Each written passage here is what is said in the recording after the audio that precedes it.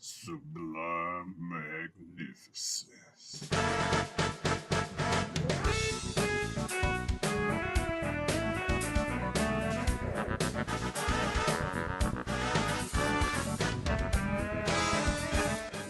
Hey guys, you know what what's going on, when it's happening, where it's at, and why we're here today. How you doing?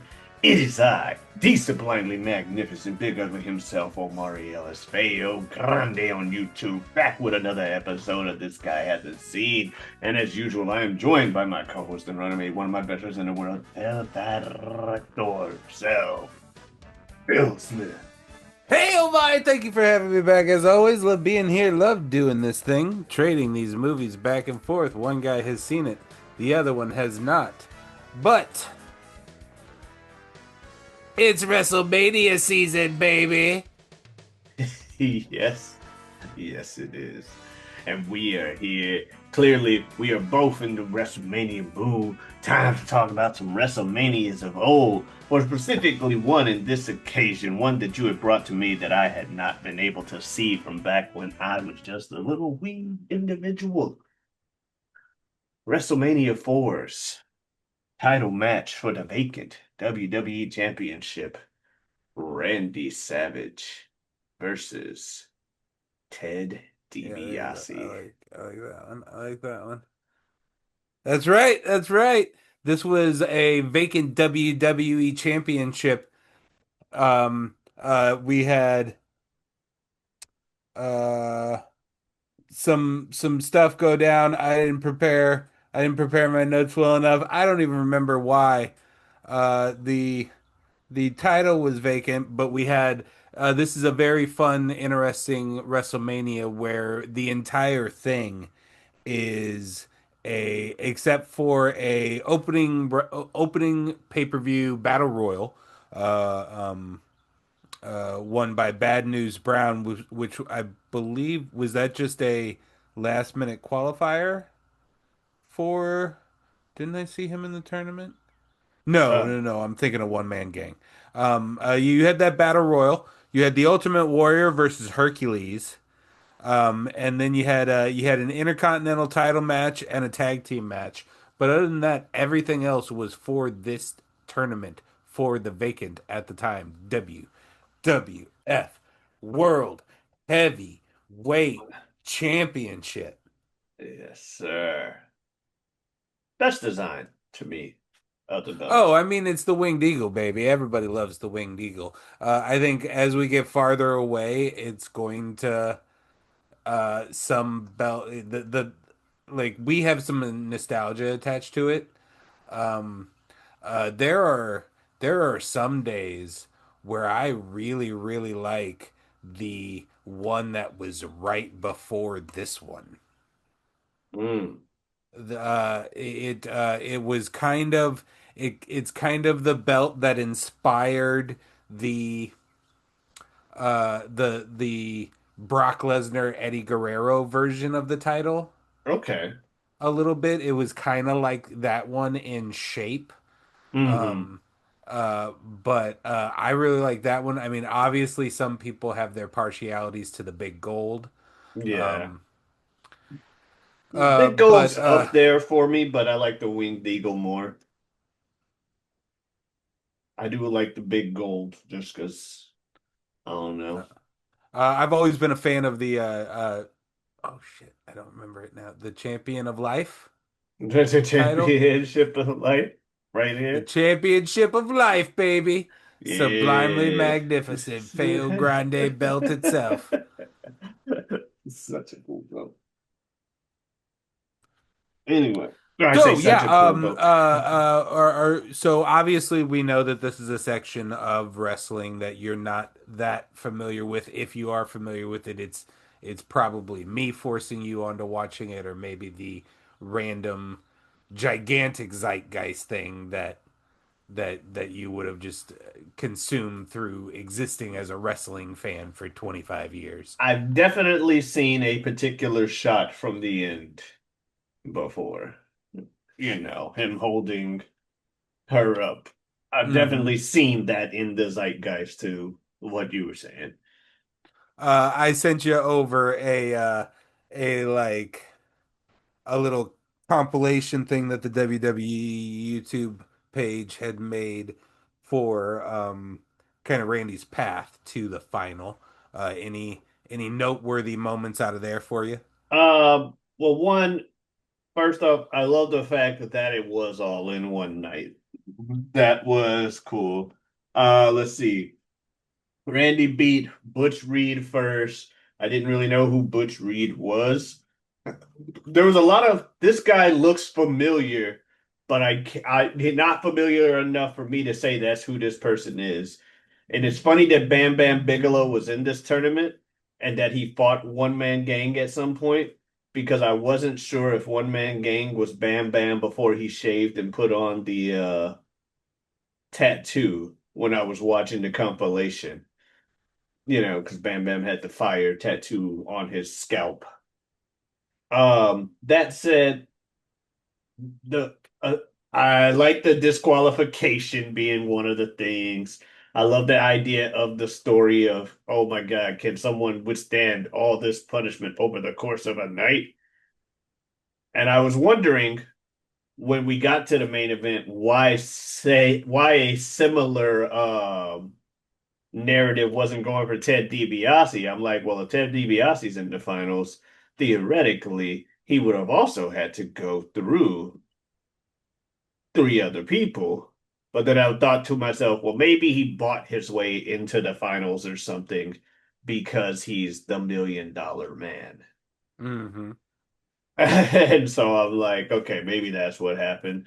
Maybe they'll mention They it. gave him a little bit of a heel path to to Mhm. the finals in um a what was it, a quarterfinals match being between Hogan and Andre, pretty much the biggest feud in the company at the time, still still riding the wave of momentum from the year prior, which would With have the been scoop slam. the Scoop Slam heard round the world thing.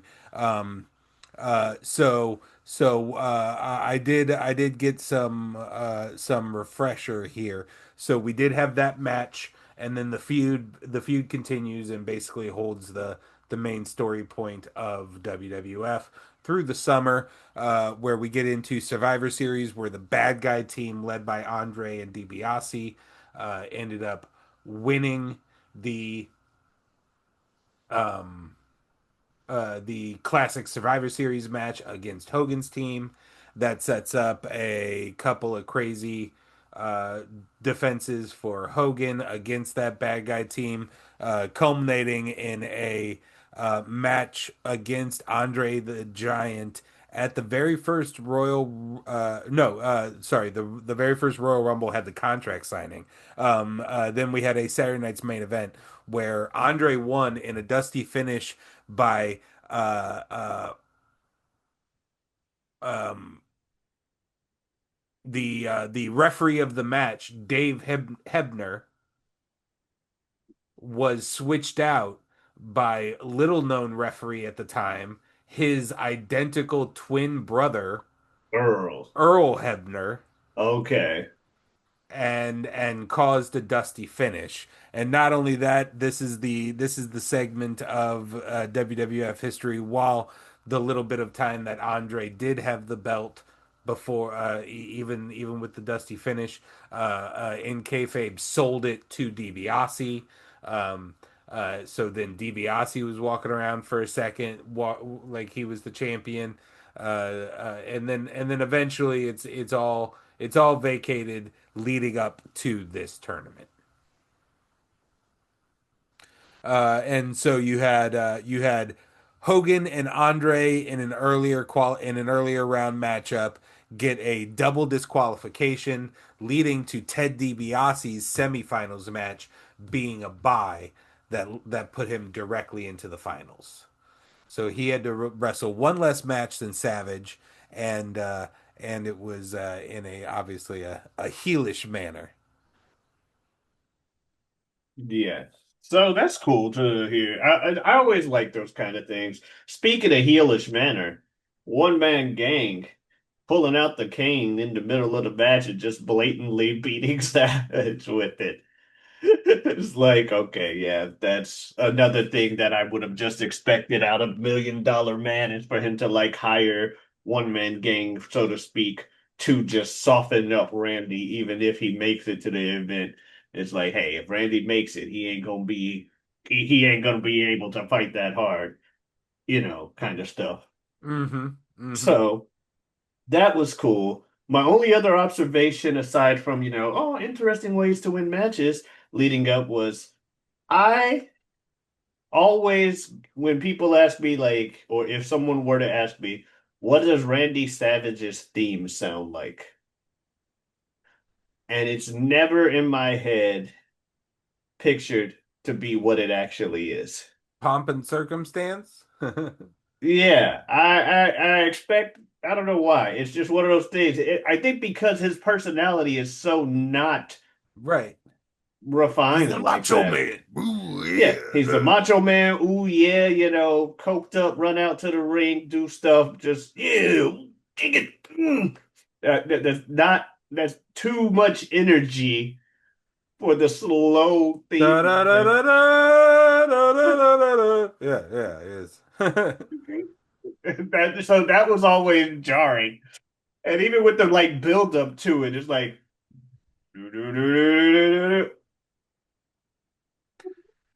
it's like what the fuck. But no, it's not that it's a bad thing. Clearly, it worked. Like the pops that happened were cool.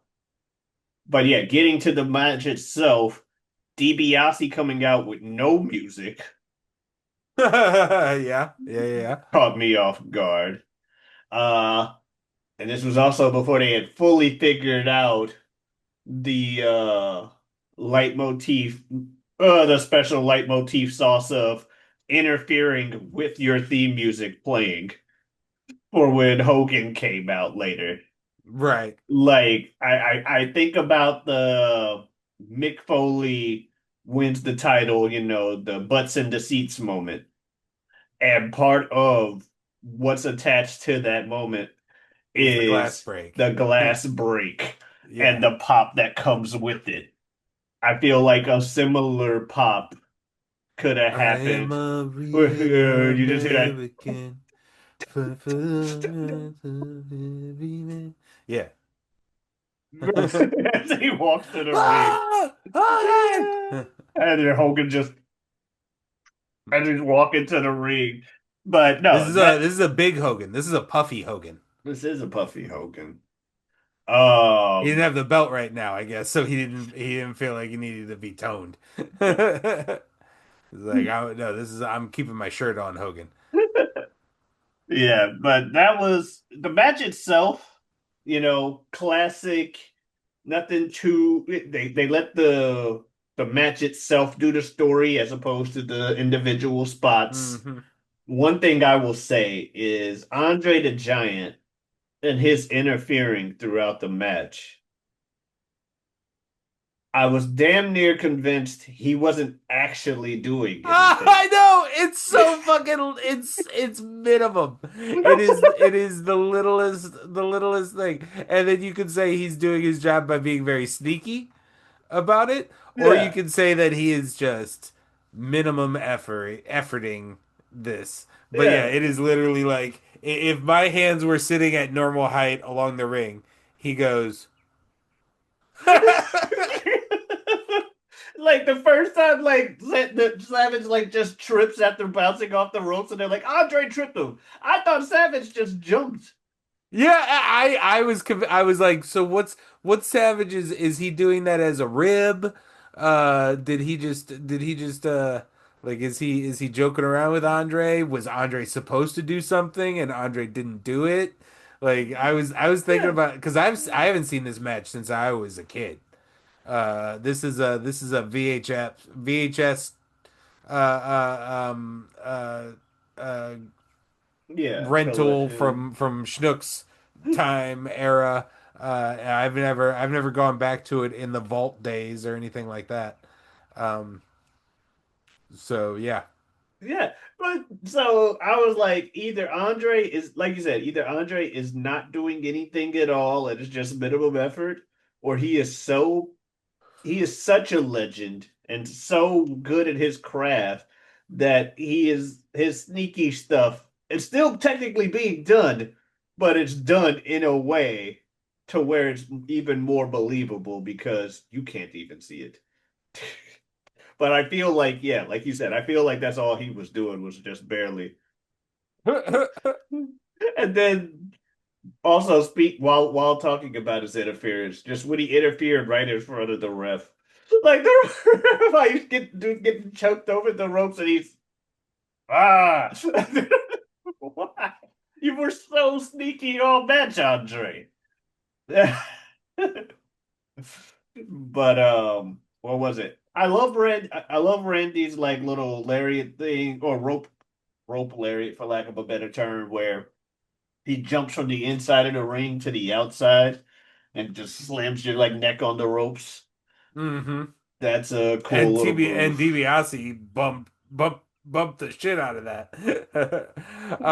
I thought it was funny. I clocked how like uh that even back then, back at this time, wrestling audiences are still the same, where we have already self-predicted the Hogan run-in, and for a good chunk of the first like several Hogan, the first two Hogan. times Andre interferes, the entire arena is staring at the entranceway doing Hogan chants, just like they'll be right now when like they're queuing up a Roman Reigns run in. Yeah. And it's just every head is not looking at the ring. They're all looking at the entranceway. Even back in this time in where we at 1980 something, Yeah. 1988. Okay, so we were born by then, or were we? Um, I was about to say this is before we were born. Dang. But no, okay, get the fuck away from me, damn that. Anyway, the bottom line is, oh yeah, good match. I did like DiBiase's work. I haven't seen a lot of DiBiase fighting over the years.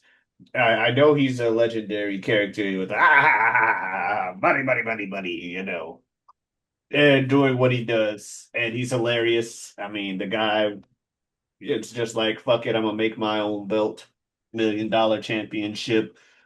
But seeing him in the match, obviously he's good at telling the story. I love, speaking of the more things change, the more they stay the same, the double standard of the using the chair and just people being perfectly fine with it. hmm Because it's Hogan doing it.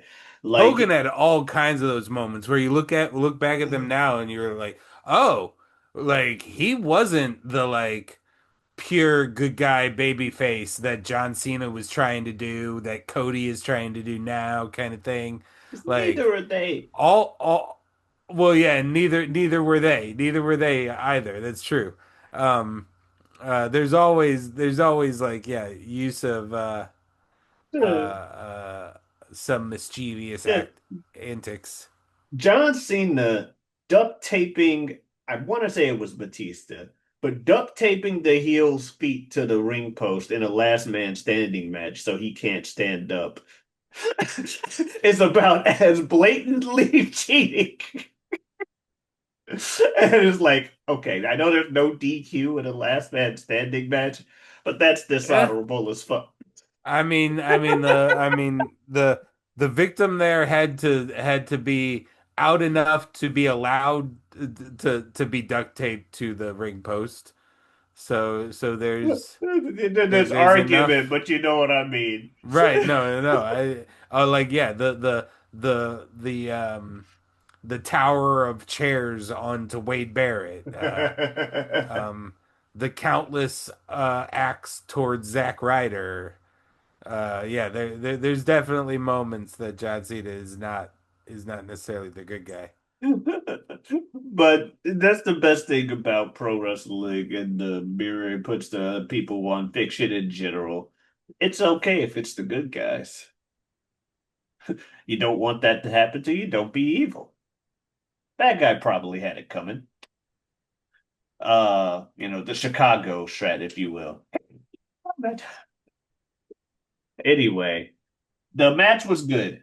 The moments were good. I liked, It's old school. It's old yeah, school stuff. It's a lot of punching. It's a lot of elbows to the head. It's a lot of shoulder tackles. yeah. Uh, it's a lot of side chin locks into throwing you into the ropes kind of stuff. Like Hmm. there's a good amount of that. And end of the day, we're talking about a person whose finisher was a sleeper hold versus a guy whose finisher is an elbow drop. You can never go wrong with with a good elbow drop. And he got some distance on And that last one. and you know what? I always forget about how fucking how the distance and height that Macho used to get. Like it is powerful. And sometimes even choosing to like jump over the body, Yeah. and like land back kind of thing. Hmm. Yeah, I mean, the best to ever do it, with an elbow drop, no question. Yeah, no, Macho, damn good elbow drop. Um, yeah, and of course the wholesome moment of him and Elizabeth holding up the title and holding her up with the fist. Everybody loves Miss Elizabeth and Randy, the most iconic wrestler, one of if not the most iconic wrestling couple. Unlike some modern day wrestling couples trying to claim they're more iconic than them. And shout out to anybody who heard that and didn't think about the fact that that person was a active heel wrestler. You fucking mark.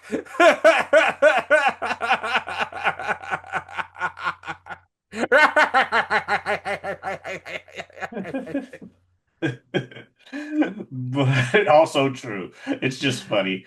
That No, I know, game. I know, I I know. mean, It's yeah. Um. um yeah, I mean, oh, not only iconic top tier wrestling couple, but like Miss Elizabeth, top tier female valet, like who doesn't wrestle, kind of like it's her, Sensational Sherry, although Sensational Sherry also was a wrestler, but spent a good chunk of her career just being a valet. Later, like Who 80s, was 90s. who was Um, Sherry most known for? I know the name. I don't. I can't picture. Sensational Sherry rolled with Macho Man whenever Macho was a heel. Okay. Was with the original Heartbreak Kid, Shawn Michaels. Oh, When okay. That's where I when remember her from. Shawn was It's a like heel. some old Uh, Sean stuff. Harlem Heat. She was Harlem Heat's She manager. she was there with the moment, wasn't she? She is in the background of the moment. Yes. Okay. Yeah. I remember her now. We Yeah, want the gold, and sucker. especially in this era, this is a great moment because there's almost never any fucking time that it's not about Hulk Hogan. Right? I did like how, even though they made sure to include him in the thing, because of course they did, Oh yeah, he's absolutely uh, got to still be inserted. but And I like he wasn't the main story. And if and I then d- this is gonna ride you into the fucking Mega Powers, hmm and then the Mega Powers destruction and all of that. Like this is before the Attitude Era, this was kind of the peak WWEF. This run here from Hogan body slamming Andre to uh, uh, I wonder if Warrior, I may, yeah, maybe running into about halfway into Warrior's run with the title. That's what everybody thought of WWF as until Stone Cold showed up. yeah, Like all love to Bret Hart, to Shawn Michaels on the other side of my shirt, and anybody else in the early '90s who was trying to make something happen. And you did good work, but like this, this is this is Mount Rushmore of WWF era, WWE eras kind of thing. Yeah, no, I can agree with that. I It was fantastic for what it was. I understand why it's a classic. Obviously, WWE would go on to do matches that have had a bit more of that spectacle aspect in the ring to Yes, add of to the course. story. But for it to be for its time and everything, and even all time, because I think it was what, 15th all time on their all time list of matches? Moments. Moments. Last year they did matches. Now they're doing moments. Gotcha. Okay, I was like, they ranked it 15th all time. I don't. I mean, I get it, but especially if you're just talking moments, that kind of solidifies my point of what I was saying earlier, or not solidifies, but helps support the point I was making. But yeah, so there you have it. WrestleMania is this coming Saturday. Maybe we'll have some new moments to talk about. It doesn't feel like it going in, but there's one I'm looking forward to. Tell you. Looking forward to as I like to call it, the Big E Classic this year. You know what I'm talking about? Yes, sir. Obafemi, the ruler, taking on Brock Lesnar. Brock Lesnar is known to be strong at WrestleMania pay-per-views. He's known to be strong against a certain type of individual, but he is not unbeatable by said type of individual, especially if that individual currently ain't got a title shot. Because we know the debuff that you have for being a black champion in WWE against Brock Lesnar. Instead, we got Oba Bimmy. Oh, look at the fucking walk. I love how all you have to do is show people the Oba, walk. Oba, Oba, All you had to do was show them the Oba. walk, and they're like Oba fans instantly. Like even people at work, when I'm talking about it, they're like, "Who's Oba Fibby? Oh, he's this cool dude. Look at this." And they see that, and then they're just like, "Oh, wait, I like that." It's just sometimes you just can know that that's a dude. You know what I'm saying? Like that dude's going place. Sometimes you have it, and Oba Femi has it, and he's going to have a W to go with it. Let's go. If you want it, you can get it. Just let me know. You can check out stuff on the channel. Well, you can check out everything that we've had on the channel and more stuff to come. I also have a Twitter and Twitch, Giotavi. That is Giotavi. Come on in, stop on by. Bill, you got anything you want to say to the folks? Understood. Well, guys, thank you so much for watching. We'll see you next week. Adios.